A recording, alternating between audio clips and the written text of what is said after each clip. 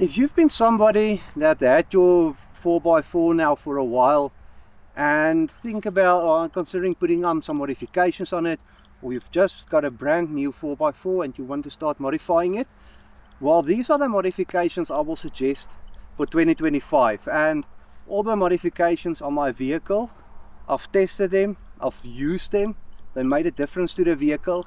So none of them are just there to look pretty. It's really, they are fit for a purpose. So enjoy the video with me. Most likely one of the first modifications that you will do on your vehicle is to fit new tires.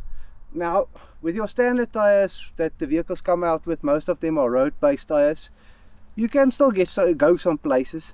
The advantage of a proper off-road tire like this is it's got a very thick sidewall, so the risk of you losing a tire due to sidewall damage is less.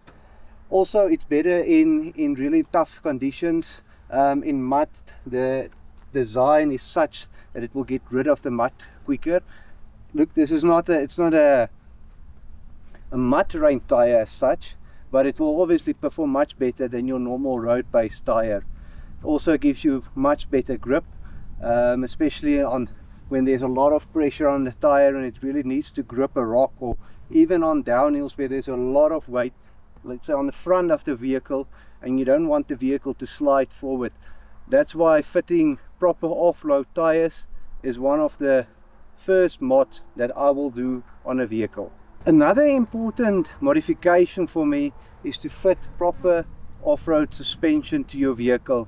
Now, with your standard vehicle, don't get me wrong, you'll be able to get far, but with specified off-road suspension, especially if you start adding things like a bull bar, I mean, even if your rock sliders adds weight, if you tow a lot, then you will see the vehicle does not perform as well. It can do it, yes, but you might end up towing with your vehicle looking like this.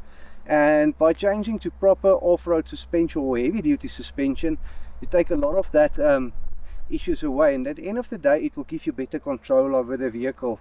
I can just use today as an example. I've been driving around Line and Safari Park now, and I can feel the change in the suspension. It's remarkable. It really made the vehicle even easier to drive over the obstacles. You've got more control, you don't have so much body roll, so it really is a very good thing to consider. You don't have to do it, but once you've done it on a vehicle, I think it will be very difficult to go back to a vehicle that does not have off-road suspension in it.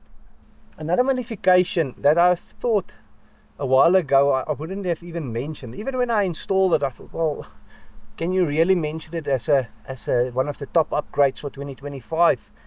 And after driving the vehicle for a while, I would definitely recommend looking into it, especially if you have a bit of an older vehicle. The Fortuner is now almost 7 years old. In 2025 it will be 7 years old, and it really transformed the vehicle. Even on the 4x4 trail, I can feel where in the past the vehicle, you would have had to give more power to make sure that the vehicle doesn't stall.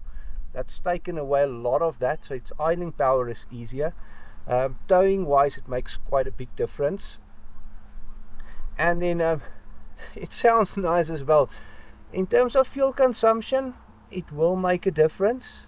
It's not going to be drastic like a 1 liter per 100 kilometer saving or something like that, but it does make a difference. And what's also nice is that extra power that you now have. It comes in handy, especially when towing.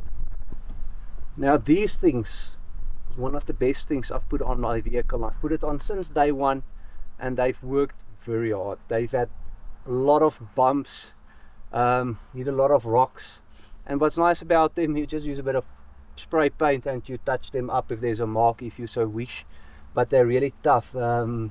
Without them, there's obviously a risk of damaging your sill here, and especially if you drive 4x4 trails, it's really a worthwhile modification to consider for your vehicle. Even in the case of somebody driving from the front or from the side into you, it's much stronger than your standard aluminium steps. And also it's got high lift jacking points if you would like to use it. It's just you will have to be strong, because you will lift almost half the car up on the side, and it also protects your car from people opening their doors towards your car. That's straight into this, so they will have much more damage than you will ever have on it. Another modification, and maybe one of the most underrated products on your vehicle, or in my vehicle, is a second diesel filter. I'm using the UDF filter. This is obviously the spare, so obviously a good idea to always carry a spare with you. But it's one of those products you don't really see how it performs, you don't hear how it performs. It sits there and it's doing its work quietly. But what's nice of it is it's one of those products that gives you a peace of mind. The moment you stop somewhere and you think the fuel is a bit dodgy and you've got no other option but to put in that fuel, is you know that there's something that's going to protect your engine. I even have it on two vehicles, this and another vehicle that I drive during the week, and it's really something that's performing very well. And I think for the price that you pay for it, it's insurance you're buying, it's buying you peace of mind. So one of the first modifications I will actually do on a vehicle if I don't have it already. Now, one of my other top modifications, and this is especially applicable when you're towing, is to consider a pair of additional flaps, mud flaps, rock flaps behind your vehicle. So I don't have them on at the moment, but let me just show you what it looks like. I'll put some footage over as well where I've used them in Namibia. And what's nice about them is that they are removable, so you can basically just put them over that piece of pipe or remove them if you don't use them. And that's very handy because you don't always want them on. When you drive in town, you want to be able to take them off. And it's also meant that pieces of steel allows for movement, so if they get caught behind a rock, they will just stay behind and you can just move it, bend it backwards. What's also a nice thing for me is that it protects my trailer plug now, where in the past it used to be there and I've knocked it off a couple of times, bend it, push it back, bend it, push it back. I suppose you can only do it so long with this, and I've used it now at the Lion Safari Park and didn't have any problems with it like this.